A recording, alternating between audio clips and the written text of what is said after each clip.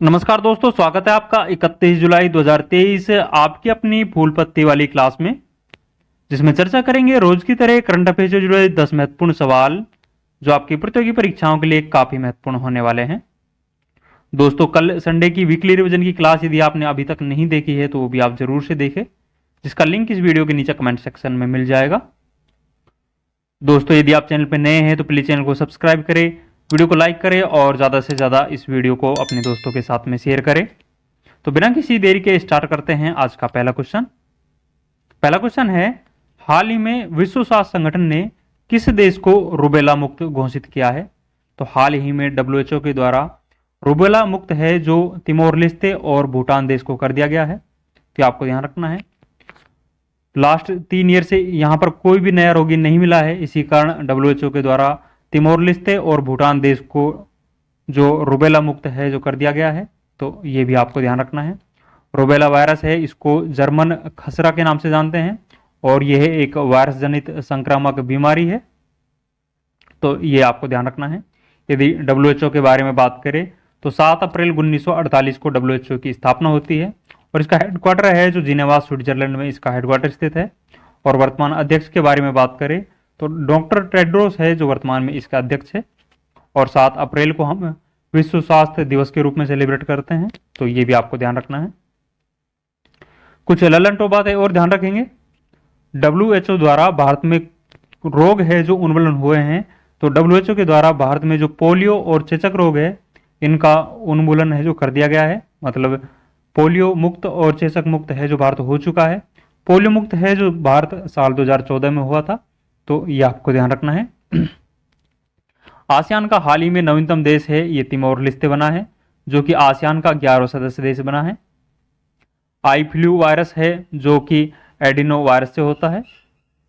Protozoa जनित रोग के बारे में बात करें तो मलेरिया है जो एक प्रोटोजोआ जनित रोग है, ये प्लाज्मोडियम नामक प्रोटोजोआ के कारण होता है। तो ये सभी ललन टॉप पॉइंट्स आपको ध्यान रखने हैं। दोस्तों, आगे बढ़ने से पहले मैं आपको बता दूं, इन सभी 10 क्वेश्चंस की जो PDF है वो हमारे टेलीग्राम चैनल जीनेस टॉक पर मिल जाएगी, जिसका लिंक इस वीडियो के नीचे कमेंट सेक्शन में दिया हुआ है। वहां जाकर आप ये PDF डाउनलोड कर सकते हो। दोस्तों, यदि आपको ये वीडियो पसंद आ रहा है तो प्लीज वीडियो को लाइक करें और यदि आपने अभी तक हमारे चैनल को सब्सक्राइब नहीं किया है तो प्लीज चैनल को सब्सक्राइब भी करें और इस वीडियो को ज्यादा से ज्यादा अपने दोस्तों के साथ में शेयर करें। आगे बढ़ते हैं। नेक्स्ट क्वेश्चन है, अंतर्राष्ट्रीय बाघ दिवस के अवसर पर जारी रिपोर्ट के अनुसार भारत के किस राज्य में सर्वाधिक बाघों की आबादी दर्ज की गई है? तो हाल ही में अंतर्राष्ट्रीय बाघ दिवस के अवसर पर एक रिपोर्ट जारी की गई है जिसमें भारत में सर्वाधिक बाघ है जो मध्य प्रदेश में है। मध्य प्रदेश में बाघों की संख्या के बारे में बात करें तो 785 बाघ है जो मध्य प्रदेश में है। सेकंड स्थान पर कर्नाटका है और थर्ड स्थान के बारे में बात करें तो उत्तराखंड है जो इसमें थर्ड स्थान पर है। यदि सर्वाधिक बाघ के बारे में बात करें तो जो टाइगर रिजर्व है, जिम कॉर्बेट टाइगर रिजर्व में सर्वाधिक बाघ है। तो ये आपको ध्यान रखना है। और जो जिम कॉर्बेट टाइगर रिजर्व है इसमें 260 बाघ है। तो स्टेट के बारे में बात करें तो सर्वाधिक बाघ मध्य प्रदेश में है और टाइगर रिजर्व के बारे में बात करें तो सर्वाधिक बाघ है जो जिम कॉर्बेट जो टाइगर रिजर्व है यहाँ पर स्थित है। तो ये आपको ध्यान रखना है। यदि अंतर्राष्ट्रीय बाघ दिवस के बारे में बात करें तो प्रत्येक साल 29 जुलाई को अंतर्राष्ट्रीय बाघ दिवस के रूप में सेलिब्रेट करते हैं। 29 जुलाई को ही क्यों सेलिब्रेट करते हैं, इसके पीछे कारण यह था कि 29 जुलाई 2010 को सेंट पीटर्सबर्ग घोषणा होती है जो कि रूस के अंदर हुआ था। इसमें 2022 तक बाघों की संख्या को दुगना करने का लक्ष्य रखा गया था, इसलिए 29 जुलाई को हम अंतर्राष्ट्रीय बाघ दिवस के रूप में सेलिब्रेट करते हैं। और भारत में टाइगर प्रोजेक्ट है ये 1973 में स्टार्ट हुआ था।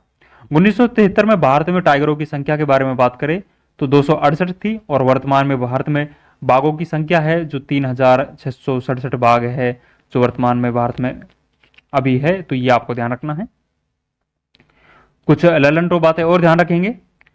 भारत का 53वां टाइगर रिजर्व है ये रानीपुर को बनाया गया है, रानीपुर उत्तर प्रदेश में स्थित है। और 52वां टाइगर रिजर्व है ये रामगढ़ विषधारी टाइगर रिजर्व था जो कि बूंदी राजस्थान में स्थित है। प्रबंधन प्रभावशीलता मूल्यांकन रिपोर्ट के अनुसार शीर्ष पर टाइगर रिजर्व कौन सा है? तो शीर्ष पर जो टाइगर रिजर्व है ये पेरियार टाइगर रिजर्व है और सेकंड स्थान पर है जो सतपुड़ा टाइगर रिजर्व है। तो ये आपको ध्यान रखना है। और हाल ही में T+2 अवार्ड है जो सत्यम मंगलम टाइगर रिजर्व जो कि तमिलनाडु में स्थित है, इसको T+2 अवार्ड दिया गया है, तो ये भी आपको ध्यान रखना है। नेक्स्ट क्वेश्चन देखेंगे, हाल ही में जलवायु परिवर्तन पर अंतर सरकारी पैनल IPCC का गठन, IPCC का नया अध्यक्ष किसे नियुक्त किया गया है? तो हाल ही में IPCC का नया अध्यक्ष है जो जेम्स फर्ग्यूसन को नियुक्त किया गया है और यह यूके के निवासी है। यदि IPCC के बारे में बात करें तो इसकी फुल फॉर्म है जो inter governmental panel of climate change, इसकी फुल फॉर्म है। इसका हेडक्वार्टर है जो जिनेवा स्विट्जरलैंड में इसका हेडक्वार्टर स्थित है। इसकी स्थापना है जो 1988 में इसकी स्थापना होती है और हाल ही में इसका 59वां सत्र है, इसका आयोजन है जो नैरोबी केन्या में हुआ है। इसी 59वें सत्र में ही इसका नया अध्यक्ष है जो जेम्स फर्ग्यूसन को बनाया गया है, तो यह आपको ध्यान रखना है। कुछ लल्लन टॉप बातें और ध्यान रखेंगे। COP27 का आयोजन है इस शर्म अल शेख मिस्र में होता है और COP27 का संबंध है जो जलवायु परिवर्तन से है। COP28 का आयोजन है जो UAE के अंदर होने वाला है, तो ये भी आपको ध्यान रखना है। UNEP का जो मुख्यालय है ये नैरोबी केन्या में स्थित है। यूनाइटेड नेशंस एनवायरनमेंट प्रोग्राम इसकी फुल फॉर्म हो जाती है और इसकी स्थापना है जो 5 जून 1972 को इसकी स्थापना होती है। पहला पृथ्वी सम्मेलन है जो 1992 में रियो ब्राजील के अंदर होता है और इसमें जो रिपोर्ट प्रकाशित हुई थी उसे हम एजेंडा 21 के नाम से जानते हैं, तो ये भी आपको ध्यान रखना है। वर्ल्ड बैंक के वर्तमान अध्यक्ष के बारे में बात करें तो अजय बंगा को हाल ही में वर्ल्ड बैंक का निर्विरोध अध्यक्ष बनाया गया है। इनके द्वारा डेविड मलपास का स्थान है जो ग्रहण किया गया है, तो ये भी आपको ध्यान रखना है। नेक्स्ट क्वेश्चन देखेंगे, हाल ही में इसरो ने PSLV C56 रॉकेट से किस देश के 7 उपग्रहों को सफलतापूर्वक प्रक्षेपित किया है? तो हाल ही में इसरो के द्वारा PSLV C56 से 7 उपग्रह प्रक्षेपित किए हैं। ये 7 उपग्रह है जो सिंगापुर के हैं, तो सिंगापुर के 7 उपग्रह को इसरो द्वारा PSLV C56 रॉकेट से प्रक्षेपित किए हैं, तो ये आपको ध्यान रखना है। और ये उपग्रह हैं जो 30 जुलाई 2023 को सतीश धवन अंतरिक्ष केंद्र जो कि श्री हरिकोटा आंध्र प्रदेश में स्थित है, यहाँ से प्रक्षेपित किए गए हैं। इनमें जो 7 उपग्रह हैं इनमें से एक है जो DSAR उपग्रह हैं और 6 अन्य उपग्रह हैं जो PSLV C56 के द्वारा भेजे गए हैं, तो ये आपको ध्यान रखना है। और यह PSLV की 58वीं उड़ान थी। 2 उड़ान इनमें से असफल रही है और ये 56वीं सफलतापूर्वक उड़ान है जो PSLV के द्वारा की गई है, तो ये भी आपको ध्यान रखना है। कुछ लल्लन टॉप बातें और ध्यान रखेंगे। चंद्रयान 3 जिसे हाल ही में 14 जुलाई को लॉन्च किया गया था, इसे LVM-3 M4 रॉकेट से लॉन्च किया गया था। इसे हम बाहुबली के नाम से भी जानते हैं। PSLV C55 के बारे में बात करें तो इसरो के 2 उपग्रह हैं जो इससे लॉन्च किए गए थे। वो 2 उपग्रह कौन कौन से हैं इनका नाम आप कमेंट सेक्शन में जरूर दें। PSLV C54 से भूटान के उपग्रह लॉन्च किए गए थे। PSLV C11 के बारे में बात करें तो इससे चंद्रयान फर्स्ट लॉन्च किया गया था जो कि साल 2008 में लॉन्च किया गया था।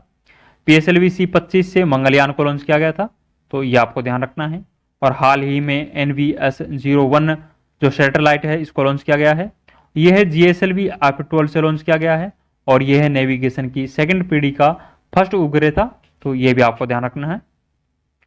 नेक्स्ट क्वेश्चन देखेंगे, हाल ही में रक्षा मंत्री राजनाथ सिंह ने G20 एंगेजमेंट ग्रुप सिविल 20 शिखर सम्मेलन का उद्घाटन कहाँ किया है? तो हाल ही में रक्षा मंत्री राजनाथ सिंह के द्वारा G20 एंगेजमेंट ग्रुप सिविल 20 शिखर सम्मेलन का उद्घाटन है जो जयपुर के अंदर किया है। इसमें अध्यक्ष है जो माता अमृता नंदमयी है जो इसकी अध्यक्षता करने वाली है, तो ये आपको ध्यान रखना है। और इस सम्मेलन का प्रमुख उद्देश्य है जो स्वास्थ्य, शिक्षा और लैंगिक समानता को बढ़ावा देने के लिए इस सम्मेलन का आयोजन हुआ है, तो ये भी आपको ध्यान रखना है। कुछ लल्लन टॉप बातें और ध्यान रखेंगे। SCO के विदेश मंत्रियों की जो बैठक है वो हाल ही में गोवा के अंदर हुई है। G20 शेरपाओं की जो बैठक है, जो प्रथम बैठक है, ये उदयपुर राजस्थान में आयोजित हुई थी, तो ये भी आपको ध्यान रखना है। और G20 संस्कृति कार्य समूह की जो प्रथम बैठक है ये खजुराहो के अंदर होती है और 2nd बैठक है जो भुवनेश्वर के अंदर आयोजित होती है। और हाल ही में जो 3rd बैठक है ये हम्पी कर्नाटका में आयोजित हुई है, तो ये भी आपको ध्यान रखना है। G20 2024 का मेजबान देश है जो ब्राजील है और आप सभी को भली भांति पता है कि भारत है जो G20 2023 की अध्यक्षता कर रहा है। भारत है जो वसुधैव कुटुंबकम थीम के साथ में G20 2023 की अध्यक्षता कर रहा है, जो कि 11वें क्रम की बैठक है। और भारत के इसमें शेरपा है जो अमिताभ कांत जी है। नेक्स्ट क्वेश्चन देखेंगे, doctor APJ Abdul Kalam memories never die नामक किताब का विमोचन किसने किया है? तो हाल ही में doctor APJ Abdul Kalam memories never die नामक पुस्तक का विमोचन है, जो हमारे गृह मंत्री राजनाथ सिंह के द्वारा हमारे गृह मंत्री अमित शाह के द्वारा इस पुस्तक का विमोचन किया गया है। इस पुस्तक का विमोचन है जो तमिलनाडु से किया गया है। इसके लेखक है जो YS राजन और डॉक्टर एपीजे नाजेमा है जो इसके लेखक है, तो ये आपको ध्यान रखना है। और ये जो पुस्तक है डॉक्टर एपीजे अब्दुल कलाम की जीवनी पर आधारित है। और डॉक्टर एपीजे अब्दुल कलाम के बारे में बात करें तो इनका जन्म है जो 15 अक्टूबर 1931 को रामेश्वर में इसका जन्म हुआ था। रामेश्वर गुजरात में इनका जन्म हुआ था। और इनका निधन है जो 27 जुलाई 2015 को शिलोंग के अंदर इनका निधन हो जाता है। ये भारत के राष्ट्रपति है जो साल 2002 से साल 2007 तक 11वें क्रम के ये राष्ट्रपति रहे हैं, तो ये भी आपको ध्यान रखना है। इसे जनता का राष्ट्रपति और मिसाल में के नाम से जाना जाता है। और साल 1997 में इनको भारत रत्न से नवाजा गया था। और हाल ही में जो अंडमान निकोबार द्वीप समूह में व्हेलर द्वीप है, इसका नाम परिवर्तित करके डॉक्टर एपीजे अब्दुल कलाम द्वीप कर दिया गया है, तो ये भी आपको ध्यान रखना है। कुछ लल्लन टॉप बातें और ध्यान रखेंगे। द इंडियन स्ट्रगल जो बुक है ये सुभाष चंद्र बोस की है। गुलामगिरी पुस्तक है ये महात्मा ज्योतिबा फूले की है। गीता रहस्य जो पुस्तक है ये बाल गंगाधर तिलक की है। और बंदी जीवन है जिसे क्रांतिकारियों की बाइबल के नाम से जानते हैं, ये सचिंद्र नाथ सान्याल की है, तो ये भी आपको ध्यान रखना है। नेक्स्ट क्वेश्चन देखेंगे, हाल ही में डॉक्टर आपके गांव माई योजना कहां प्रारंभ की गई है? तो हाल ही में जो डॉक्टर आपके गांव माई योजना है ये जम्मू कश्मीर से प्रारंभ की गई है। ये योजना है जो 3 महीना के लिए प्रारंभ की गई है, जिसका प्रमुख उद्देश्य है जो मेडिकल सर्विसेज डोर डोर तक पहुंचाना इस योजना का प्रमुख उद्देश्य है, तो ये भी आपको ध्यान रखना है। कुछ लल्लन टॉप बातें और ध्यान रखेंगे। प्रोजेक्ट रेल है ये झारखंड में प्रारंभ की गई है। प्रोजेक्ट रेल का संबंध है जो क्वालिटी एजुकेशन को बढ़ावा देने के लिए झारखंड सरकार के द्वारा ये प्रोजेक्ट रेल योजना प्रारंभ की गई है। मुख्यमंत्री सीखो कमाओ योजना है ये मध्य प्रदेश के द्वारा प्रारंभ की गई है। पंचामृत योजना है ये उत्तर प्रदेश के द्वारा गन्ने की खेती को बढ़ावा देने के लिए पंचामृत योजना प्रारंभ की गई है। जागा मिशन है इसे हाल ही में UN हैबिटेट अवार्ड प्रदान किया गया था और यह ओडिशा का है, तो ये भी आपको ध्यान रखना है। नेक्स्ट क्वेश्चन देखेंगे, हाल ही में टाटा स्टील के CEO और प्रबंधक निदेशक पद पर किसे नियुक्त किया गया है? तो हाल ही में टीवी नरेंद्र को टाटा का CEO और MD के पद पर नियुक्त किया गया है। अगले 5 साल तक इस पद पर ये बने रहेंगे। और टाटा के वर्तमान अध्यक्ष के बारे में बात करें तो चंद्रशेखरन है जो टाटा के वर्तमान में अध्यक्ष है। यदि टिस्को के बारे में बात करें, Tata iron and steel company, इसकी स्थापना है जो 1907 में साक्षी झारखंड में इसकी स्थापना होती है और वर्तमान में ये जमशेदपुर में स्थित है, तो ये भी आपको ध्यान रखना है। मतलब इसका जो मुख्य केंद्र है वो जमशेदपुर में स्थित है। कुछ लल्लन टॉप बातें और ध्यान रखेंगे। CBI के निदेशक है ये हाल ही में प्रणव सूद को बनाया गया है। सेबी की पहली महिला प्रमुख है जो माधवीपुरी बुच को बनाया गया है। केंद्रीय सतर्कता आयुक्त के बारे में बात करें तो प्रणव कुमार श्रीवास्तव है जो वर्तमान में केंद्रीय सतर्कता आयुक्त है। परमाणु ऊर्जा आयोग के हाल ही में अध्यक्ष है जो AK मोहंती को बनाया गया है, तो ये भी आपको ध्यान रखना है। नेक्स्ट क्वेश्चन देखेंगे, हाल ही में उत्तर प्रदेश के किस जिले में राष्ट्रीय शहीद स्मारक और राष्ट्रीय रेलवे सुरक्षा संग्रहालय का उद्घाटन हुआ है? तो हाल ही में राष्ट्रीय शहीद स्मारक और राष्ट्रीय रेलवे सुरक्षा संग्रहालय का उद्घाटन है ये उत्तर प्रदेश के लखनऊ में हुआ है, तो ये आपको ध्यान रखना है। इसमें रेलवे के जो 1957 से बाद में जो रेलवे कर्मी शहीद हुए हैं उनके सम्मान में ये राष्ट्रीय शहीद स्मारक है ये इसका उद्घाटन किया गया है, तो ये आपको ध्यान रखना है। कुछ लल्लन टॉप बातें और ध्यान रखेंगे। उत्तर प्रदेश में लोकसभा सीट के बारे में बात करें तो 80 लोकसभा की सीट है, राज्यसभा की 31 है, विधानसभा की 403 है और विधान परिषद की 100 सीट है जो उत्तर प्रदेश में है। SCO की सांस्कृतिक राजधानी है जो हाल ही में वाराणसी को बनाया गया है। G20 विकास मंत्रियों की जो बैठक है ये वाराणसी के अंदर होती है।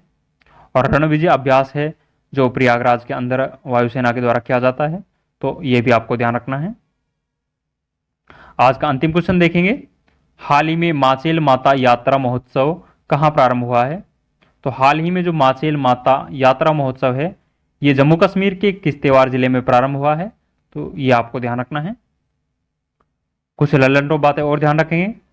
फूलदेई महोत्सव है ये उत्तराखंड में सेलिब्रेट किया जाता है। खारसी महोत्सव या केर महोत्सव है जो त्रिपुरा में सेलिब्रेट किया जाता है।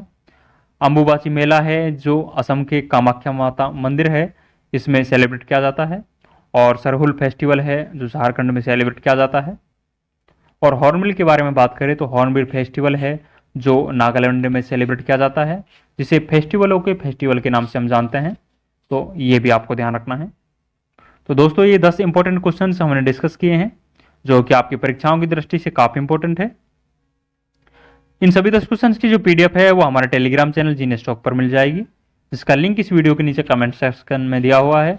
वहां जाकर आप ये पीडीएफ डाउनलोड कर सकते हो। तो दोस्तों कैसा लगा वीडियो आप कमेंट सेक्शन में जरूर बताएं, और यदि आप चैनल पर नए हैं तो प्लीज चैनल को सब्सक्राइब करें, वीडियो को लाइक करें और ज़्यादा से ज़्यादा इस वीडियो को अपने दोस्तों के साथ में शेयर करें। दोस्तों थोड़ा मुंह में छाले की वजह से इस क्लास लेने में प्रॉब्लम हुई है, तो बहुत जल्दी ये ठीक हो जाएंगे। तो ये क्लास है जो आपकी यथावत रहेगी। तो आज के लिए बस इतना ही। Thank you. जय हिंद।